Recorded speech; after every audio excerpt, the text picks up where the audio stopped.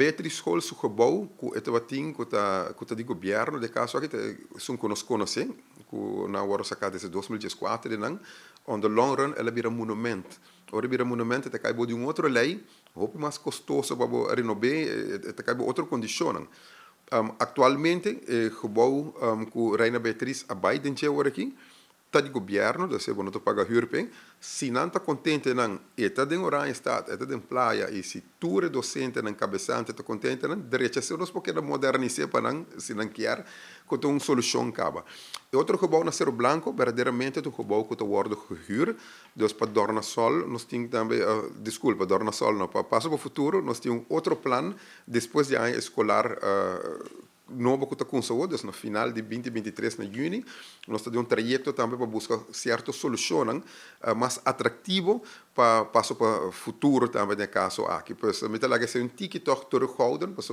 me gusta tem plannen concretizar para que stakeholders para também a carga aqui, para me nós anunciar algo cinco papel com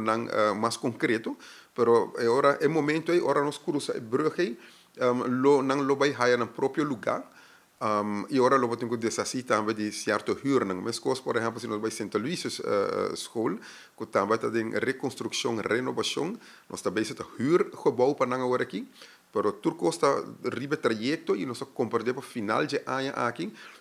trabalho está worden afgeleverd, dus ora Santa Luísa solo vai para sua própria escola, que está tem seu gebouw full renovado, mais bonita, se vai querer roupa novo e bota volver ser op outro huurring que ele pode pagar para construção. Pois tem estratégia que bota move pouco a pouco, bono po direita turcos de ano, tem menos que ano ainda, bota de Jesus luna, pero me quer logro não tá grande e hobby de logro não quando está papel de bono tá mira na mesora para tá algo que down the road bota vai nota e toma nota de não e para mim é importante que o docente não maestro nang